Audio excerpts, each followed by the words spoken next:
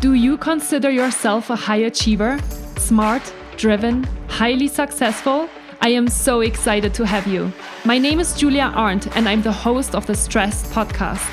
I will help you develop your stress resilience the same way you've developed your workplace superpowers.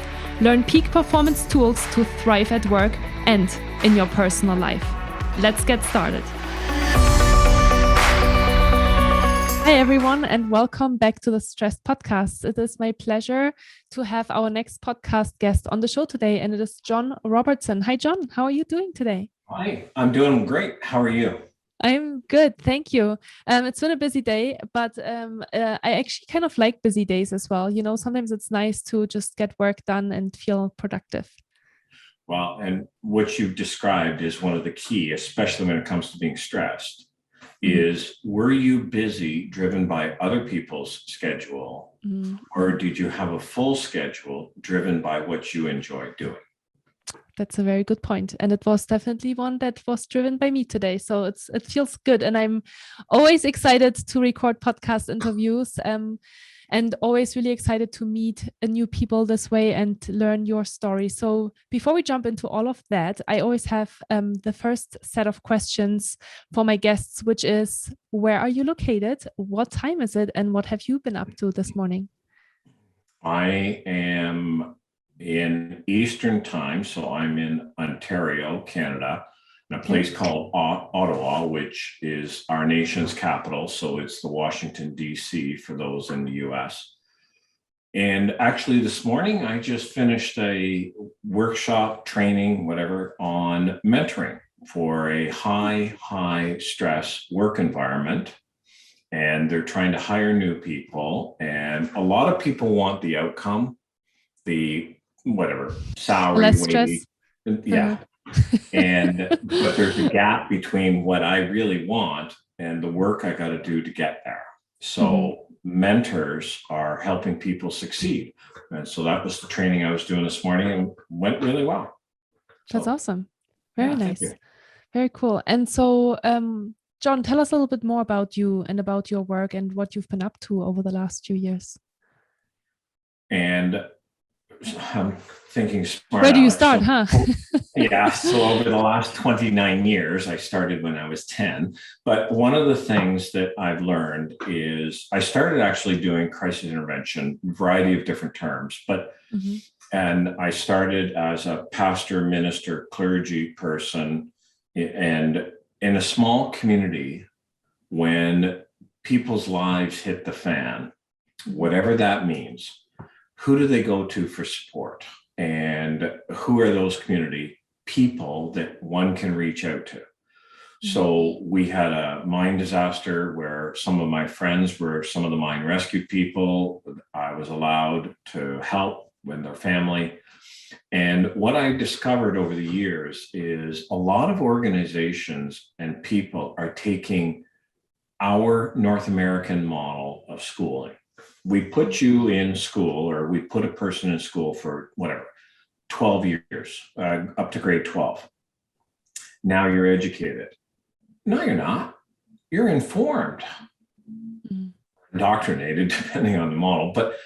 But when it comes to thriving, resilience, mental health, well-being, whatever we want to call those, it's not a course. Wouldn't that be nice, Julia? Just peeling it away. Wouldn't it be nice if you and I only had to take one course and everything got looked after? Yeah, it would be wonderful. And I'm also thinking it would be great to learn this already in high school and college, right? Absolutely. And to be fair, there's a researcher in down east, and he's doing work with young people. And one of the things that he's starting, Michael Unger is his name, but one of the things he's starting to illustrate is by not allowing young people, children, to fail and learn how to bounce back by whether it be padding their fall or bulldozing, coming in and straightening things out, we're actually lowering their resilience. And this is now impacting leaders in the workplace. So if you're my supervisor and I have never had to learn how to bounce back from failure, it cut from that sports team or failed that test or any number of things. If I've never learned how to do that as my supervisor manager, some people think or feel that it's your responsibility to help me get back in the game, which is partly true. Because the other part is you can't do for me what only I can do for me. Yeah. Yeah, 100%. I totally believe that too. I think there's always a corporate responsibility and a self-responsibility, because you can't blame and put everything on the organization, right? Because you are responsible. You only know what you need, right? And you can only, like, I'm giving you a super simple example. I just got hired by a big tech corporation for a 1-year program, which is wonderful, right? They decided to really invest in mental health and performance. And I'm going to help their employees basically learn the tools that I'm teaching in order to sustain performance over time. And it's incredible that they, like I said, they're investing a lot of money into that. They're really, really committed to it, but that's all they can do. Now it's on the individual to actually participate in the course and to learn the tools and to apply the tools, because if they don't, this program is not going to be successful. They can create the framework, but then it's all about the individual to implement it. And what you put your finger on is one of the biggest pieces when it comes to organizational health and well-being and so forth, is helping people understand that taking a course does not mean that one gets it. They've got the information. Now we have to work out the transformation. And, go back, I'm not a carpenter, but go back years. And if a person wanted to be a carpenter, if you come with me, let's get up on the roof and let's swing a hammer. Now, many times we send them to college and they have to find a way to learn that practical stuff. And this is happening consistently in all different terms, but well-being, resilience, mental health, thriving through crisis or change. And we have to help people take it from theory into, can I operate this in practical, everyday terms? Yeah. And so tell me more about what you specifically do now, John. Are you a mentor and coach for those kind of people? Are you helping more the corporation side of things or more the individual? I'm actually doing the 3 pieces. And if you picture a teeter-totter, I'm work around the fulcrum area. So I help leaders. I know the current buzz term is forward-thinking leadership. But what I do is I work with progressive leaders who are tired of doing the whack-a-mole or Groundhog Day. Let's transform that traditional crisis response, because how change can be a crisis for some, how crisis gets handled will tilt people, leadership, and organization towards health or toward more of a protect model. So it can be unhealth or treating ill or treating sick or treating injured. And so that's what I do. Transform the traditional crisis response, develop the culture where people want to work, train people on how to thrive, be more than resilient, and develop the leadership that people want to follow, even when sometimes they don't like them. They can trust them.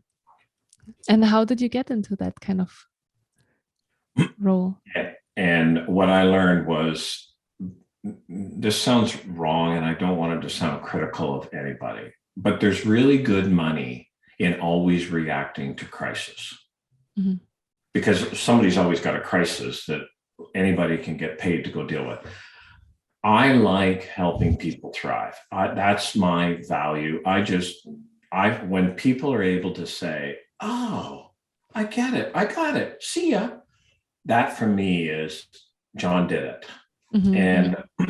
And so I got tired of whack-a-mole and I thought, okay, there's got to be a different practical way for people to get this. So a book that I just wrote and published, or whatever the term is, not that long ago, was Run Toward the Roar, But the premise behind it is figure out what your values are, figure out what your passion is. And that's why I made that comment earlier. Is busy driven by other people's agenda, or is busy something that Julia is saying, I had a full morning, but I love it. It's that passion. And so what I did was started building the model and the tools around that passion and loyalty or faithfulness towards one's values. Because then when life gives us a wallop, we will find our way to get back in the game if we're passionate about it. Yeah, 100%. I want to talk with you a little bit about organizations at first, because you are working within organizations. And I'm really curious to hear a little bit more about what you have identified maybe the biggest challenges are for organizations when it comes to setting up programs and systems to help people stay productive and healthy. So there's a couple factors that I would really challenge people who are listening to this or watching it, but listening to it, to really, really clarify. What do you mean when you say organizational health? What, not you, Julia, but what does the listener, what does the person, what does one mean when they say organizational wellness? What do they mean? Because one of the biggest issues, hurdles that I've seen consistently, what you think you mean and what I think I mean, we're not even on the same page. And Julie, in a really lighthearted way, I illustrate this using football. There are 4 football games in the world. There's Canadian football, American football, European football, and Australian football. Yeah, we call European football soccer in North America, but at the end of the day, it's football. And everybody's talking about football, but we're not going to play very well together. We're not even playing with the same ball. We're not actually, good point. And even in the Canadian, great insight. I'm actually going to steal that one because we're not even in North America. So combine Australian football, American football, and Canadian football. We're not even playing with the same, literally, ball. They're very different. And so what happens is we're not clear on the terms. We're also not clear on how the training supports the desired focus. So what does success mean for us here? Because what you and I were just chatting about, there is no organization that's going to keep everybody healthy in the game all the time. It's not possible. It's not viable. So what does success mean? And then it's called developmental learning, but how does this program fit to grow towards that focus, that definition of success? And then one of the most important pieces is answer the values question. Why are we doing this? Why does this matter? Because if the organization or leadership doesn't talk to that, it gets perceived as a checkbox. Oh, well, we probably should do something for mental health. Okay, who can we hire to do that dog and pony show and, let everybody feel better? Yeah. So what does it mean to you? Like you as John Robertson, what does it mean? How do you define organizational health? What would a healthy organization look like for you specifically? Okay, and the best way I illustrate this, and I'm smirking because I use the human body. Okay. In an organization, who are the people who are like the heart? They thump, thump, thump, thump, thump, thump, but they oxygenate people. They, whether you call it empathy, compassion, they just genuinely care about the people. Another body part could be leadership with one eye. They see where we need to go. There's all kinds of different giftings. Lungs, which are the encouragement. And let's not forget the sphincter, because we also need to make sure that in the body, sometimes you got to prune things and get rid of stuff. And I love the way Jim Collins words it in, I think it's Good to Great, but don't quote me on that, but I'm pretty sure it is. But he says, and he quotes, he's talking about Admiral Stockdale's paradox. And he says, great organizations are not good places for everyone to work. Mm-hmm. We either fit and flourish or we get expunged like a virus. Mm-hmm. And so in the human body, that's a great visual for you and I know what happens to our body when we get a virus. Mm-hmm. COVID has been the perfect example of, yeah, you know what? There are some resilience, mental health pieces, i.e. vaccines, and I'm not getting into the vaccine debate, but we can strengthen the human body to be resistant. So what's the organization doing to build up immunity? Because you can't prevent everything, but playing well together. What does the body parts need for nourishment? How are they contributing to the good of the whole? And strengthening the team to function like a highly effective human body. Mm-hmm. And how do you do that? Help people understand their focus, Mm-hmm. how it fits with the organization, help people understand their passion. And passion is not the rah stuff. It's the fire in the bones. It's the stuff that we care deeply about. Mm-hmm. Help people define their own values. And the one that trips most of us up are what I call natures, because we get nurture environment, but natures are, Myers-Briggs calls them type, DISC calls them temperaments, true colors, whatever we want to call that personality thing. Because we have to understand how we are wired so that I can leverage your wiring. On flip side is just as true. And so building that healthy, effective, functioning organization means help people understand their strengths versus their Achilles heels, and be prepared. And I'm not a believer in waste time on strengthening your weaknesses. They're still going to be my weaknesses. Play to your strengths, buffer the weaknesses. Find somebody who can complement, who can address those things with their eyes shut. And do you think that's a big component of how to establish healthy organizations, more from a mental health perspective as well?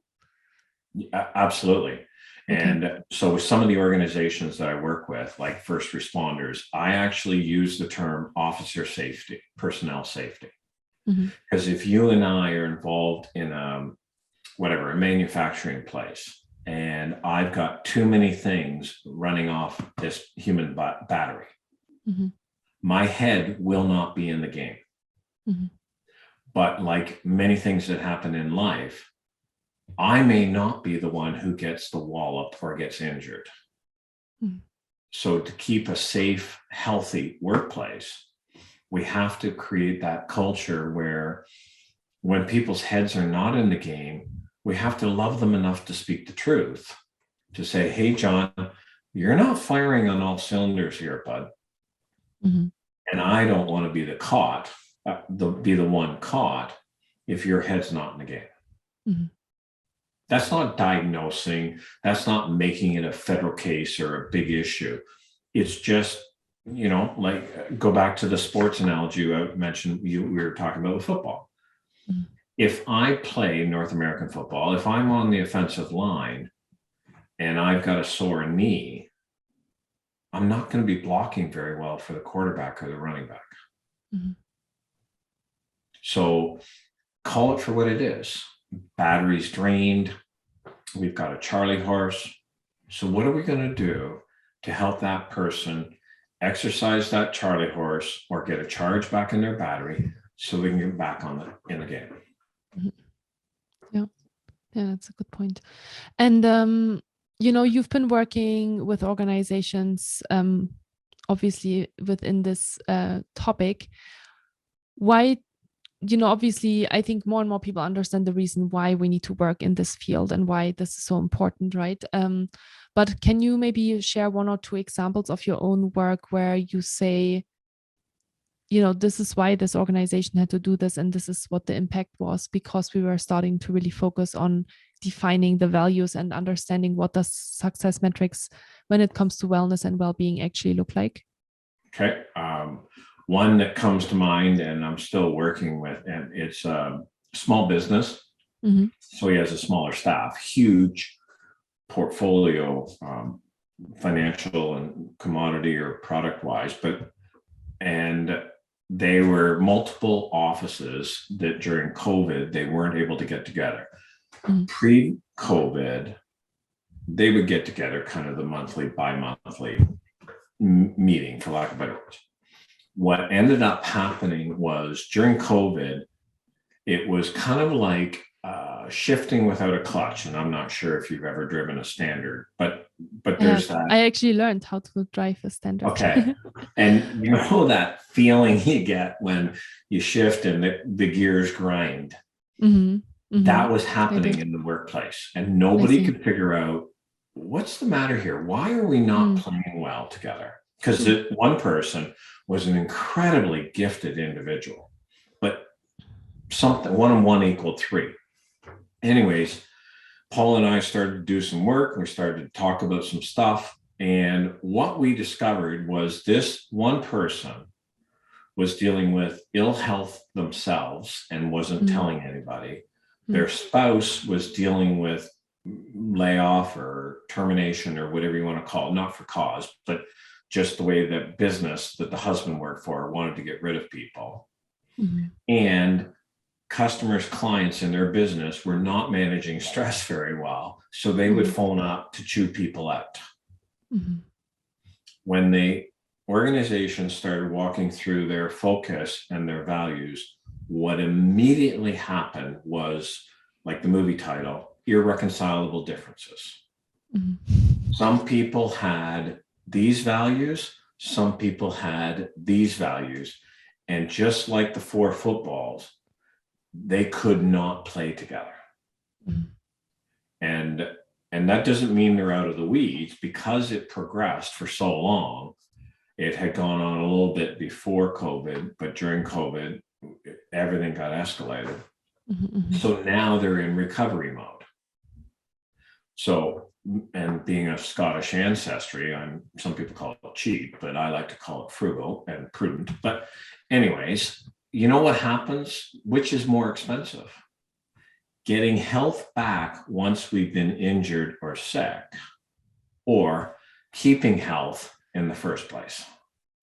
Mm-hmm. Well, the latter, obviously. and exactly. But what's happening is organizations are starting to realize, you know what, this is a lot more cost effective to keep people healthy. Mm-hmm. Yes, it's a lot of money to spend, but the cost of replacement, of turnover, even the buzz term right now, the Great Resignation, what's happening is organizations are holding. We're bleeding money here, and all of this is fixable. Mm-hmm. So another organization that I was working with, and it was actually a nonprofit, they couldn't get good volunteers to volunteer.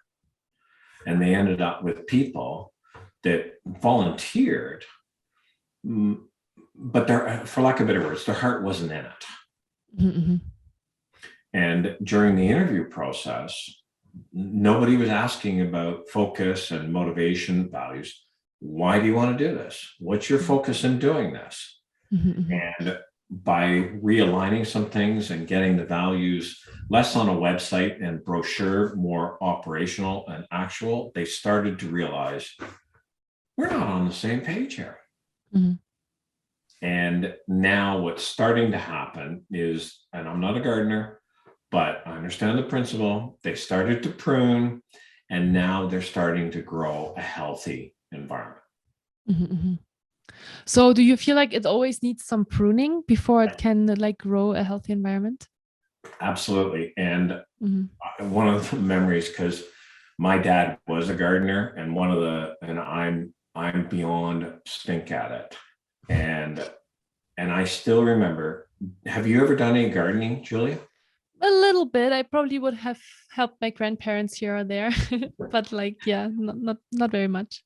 In a tomato plant, there are the little branches at the bottom. Okay. And I remember Dad calling them suckers, but I had no idea why. Mm-hmm. I ended up talking with a gardener years later, because no son is going to ask his father for wisdom, and those things that kids don't ask parents. But I asked him, and I said, so just curious, why are tomato plants called those little things at the bottom suckers, and you got to prune the suckers off? And I'll never forget, because John, if those suckers don't get pruned off, it draws the nourishment to grow the healthy. And I don't know what a tomato is, a fruit or a vegetable, but it hinders growing the healthy tomato. Guess what happens to you and I? And Julia, no names, but let me put this back on you. Have you ever worked with one of those individuals that, you saw so much potential, you loved serving him or her, you loved the work, but it didn't matter how much energy you put into it. It just always seemed to consume your energy. There was no, I don't even know what, pardon me? Return maybe, or like no giving and receiving. Yeah. Yeah, of course. I've definitely experienced that. I think it's a really good analogy. And, one question that I still have is, you were talking about, as you are identifying the values, and you have like, the one side of people that have that one set of values and the other side that has a very different set of values. Is it kind of very clear then just that one side completely has to go? Or no. So how do you? Great question. Absolutely great question. And that's part of what I want to highlight. It's under no conditions do we ever imply or say that their values are wrong or whatever, evil, bad, and prune them. But we have to decide organizational values, department, section, division values, then individual values. So, for example, I've done work with some organizations that maybe not their top core value, but really close to the top is money, is profit, whatever you want. Their definition of success was tied to money. I'm not. Now, don't get me wrong, my bank requires me to make regular mortgage payments, so I do need an income. But I'm not motivated by money. I'm motivated by other values. I knew that when those two values, mine and theirs, when we collided, I was going to have to make a decision. But it wasn't about saying they're wrong because profit is a core value any more than me saying I have different values than money first. But and this gets right into conflict resolution type of things, when I know what my values are and I know what yours are, we will find a way through those differences. And going back to your comment, it's not blaming, it's not playing a victim card, it's none of those things. It's recognizing, those are my values and I respect theirs. And these are mine and they respect mine. And we just agree to disagree. Now let's get back on the field and play. So I appreciate you asking that, because a little bit right now, sometimes it feels like if these aren't your values, the way people get perceived is you're bad, you're wrong, you're evil. And I totally disagree with that. Because there's an interest as well in having diversity in the company, right? You don't want to just have all the same players, right? And that's where different natures, different passions, and different values are vital. But they have to come under the focus and the values of the organization. So if you're my supervisor, leader, boss, manager, one of the values that we have to have in the workplace is a recognition of a chain of command, whatever we call that. So if I'm always jumping the queue on your leadership and going to a board of directors or going to a director of HR, we're not honoring the values in our workplace. That's where the discussion needs to happen. Mm-hmm. And so how does that look really in practical terms, right? So I understand now, okay, and listeners, I'm sure understand now, okay, we have like values is an incredibly core principle to look at in order to determine a corporation's wellness and health. So how can I imagine that working? So you maybe sit with the leadership team, you identify the values, and then do you create assessments for employees to see what their values are, and then you kind of compare them, and then you kind of take the next step? So how does it look? Okay, so there's three components to defining values, because most organizations have values on a website or a brochure. Mm-hmm. What we have to do is help people have an honest discussion to say, are these values on the website our actual values? Mm-hmm. And the discussion has to be about what's going to be the both, our actual values and operational values. So that's first. But all values have to have a definition, and then they have to be followed by descriptions. Mm-hmm. So if, for example, I'll bet you, and I'm not even a gambler, but I'll bet you've met somebody who would not say, well, I don't have any integrity. Mm-hmm. But having worked with them, may not share the same definition that you have for integrity. Mm-hmm. I see. Yes. So a value must have a definition. Uh-huh. Must. And it has to be teachable to a grade 5 student. So it has to be simple. Really simple. Mm-hmm. Very simple. And then the descriptors are, how would I know that value is being operational in practiced in everyday language? Mm-hmm. And then working with personnel, walk them through what are their core values. Now, leadership do not need to go to frontline personnel to determine what the organization's values are. That's a leadership responsibility. Mm-hmm.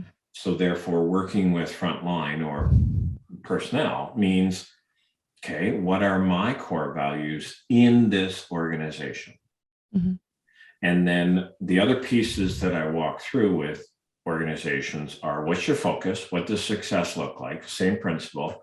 Success, definition, description. And then what's our leadership development strategy to grow that focus and those values? Mm-hmm. Because many leaders were never trained on how to do that kind of thing. They were trained at getting results and productivity.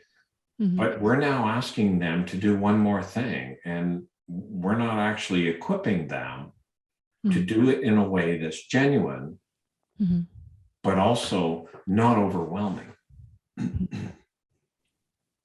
Yeah. Okay, so you get the results of that. Yes. And then you kind of take action. Well, and then we start building out the programs, the process. So one of the tools, for example, a lot of people talk about resilience and thriving. How many people can define it, and how many people know the program or the training or the equipping to actually develop it? Mm-hmm. So we talk about mental health and mental illness. Okay, helping people understand that being sad when your dog, cat, best friend dies is not a mental health issue. It's a human issue. Mm-hmm. On the other hand, when I get skipped over in the promotion, I might have the same grief as that person has for their dog dying. Mm-hmm. And so therefore, building out those programs I call it the process, because you start with, okay, doing your assessment, your focus, getting a handle on where things are and where things are going, or where you want things to go. And then build out the A, B, C, D to start growing it, just like that tomato plant. Prune the suckers, And that way leadership isn't caught saying, well, yes or no. But when John goes to Julia and says, you know what, Julia, I think this would be a great program for us to do in our organization. Instead of you getting caught saying yes or no, okay, John, how does that program help us grow our focus? How does that program honor our values? How does that program help our personnel? Mm-hmm. Well, I'm not really sure it does, but it'd be a great program to take. Mm-hmm. Which in can order be to identify it. Yeah. Yep. And therefore training or equipping or coaching or whatever leaders to stop diagnosing, telling, and start getting people to think about the focus and the organization to grow it. And I mean, how many different expressions, but the sum of the whole is greater than the individual parts. But two horses can pull more than one horse, two horses can pull more together than two individual horses can pull on their own. And when people start to see that mental health, wellness, and the culture that we work in is not just a hope, wish, pray, dream. It's no, we're going to make this happen. We're going to grow this. Then they get behind it and they start, pulling in the same direction. Yeah. I love that analogy. Tell us a little bit more about your book, John. You said you published a book. I did. It was not for the faint of heart. If anybody's thinking of writing a book, do not think that is easy. But the premise behind it is exactly what we've been talking about. And in the United States, the Marines have a Semper Fidelis. Semper Fi is the way it gets worded. But most people don't actually understand where it comes from. And semper is the Latin word for always. Fidelis is the word that you and I use for fidelity or loyalty. So the premise of Run Toward the Roar is, in order to, instead of reacting like normal humans, fight, flight, freeze, appease when we hear a roar, which normally means we run away from it, to run toward the roar, determine what are you passionate about and what are we committed to be faithful to, which is our values. So the term that I coined is called passio fidelis, passionate faithfulness versus that begrudging obedience. And the premise behind it, and this is strictly as a brag alert, but the premise behind it is the old story about the way the lion keeps his pride is his roar. So the teeth deteriorate, the mane deteriorate, the muscle deteriorates, but the way he keeps his pride is his roar. And the way lions hunt is a lion will go to one side of whatever herd of antelope. The pride will go to the other. And when the lion roars, animal instinct is fight, flight, freeze, appease. Majority of those animals will run away from the roar, which means they run right into the hunting party. Most of us as humans know that if we react to our roar, and the event is never the real crisis. When we react to a roar, we can run away from it and we can actually run into bigger problems. So my grandma's expression was better the devil you know than the one you don't. And part of that is, what am I going to do to face this roar and come through on the other side?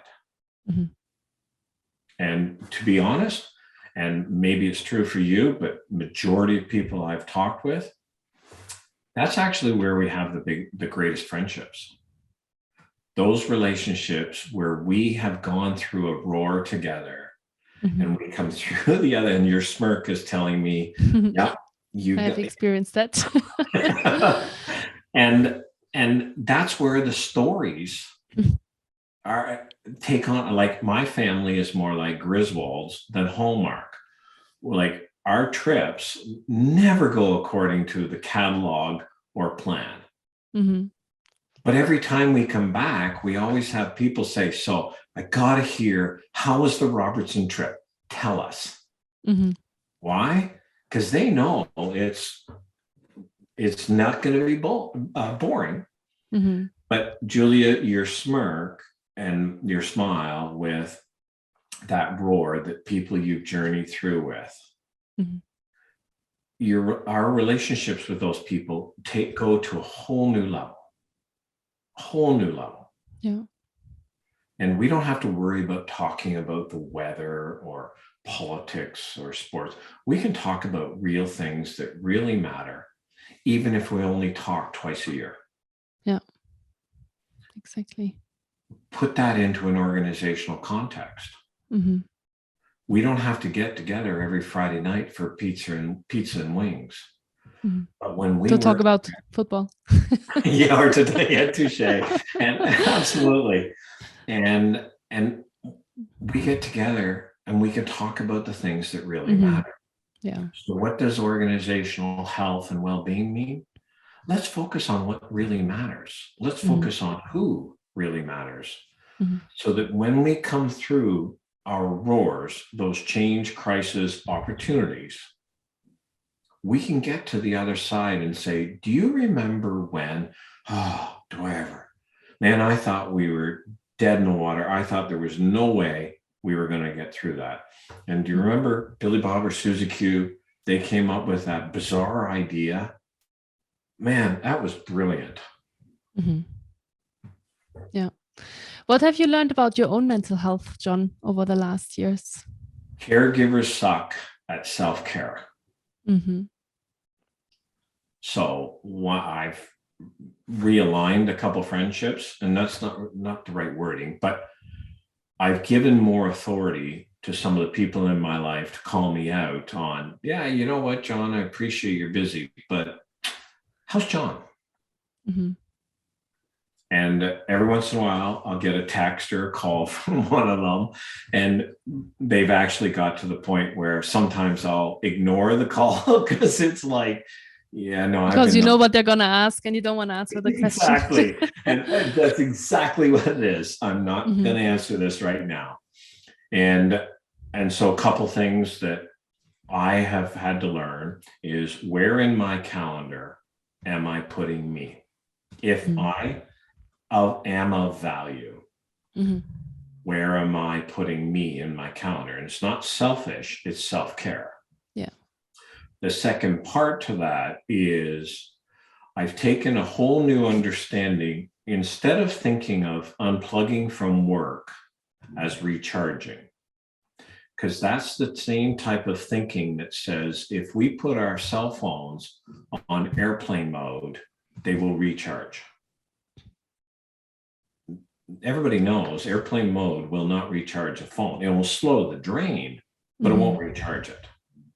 So when we think about ourselves and work, not what am I unplugging from, but what am I plugged into?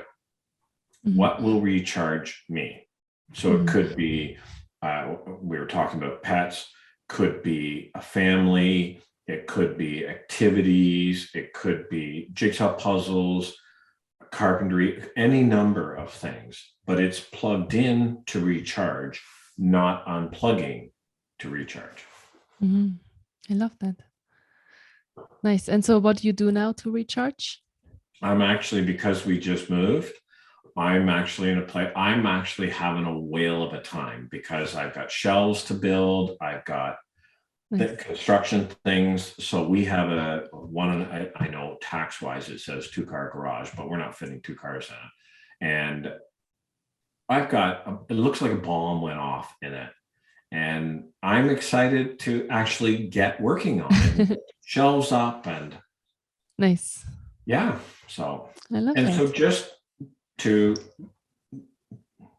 encourage you, challenge you, Julia, what are some of the things you do to recharge?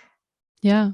I mean, I do a lot of things to recharge, because I'm obviously teaching all of these different tools, and it's kind of nice because I almost feel like, because I teach it, it holds me accountable to also practice what I preach. So I go for walks. I have a dog. So I do go for walks with him. I journal every day. I drink lemon water every morning. I have kind of my little morning routine every morning. I like to exercise.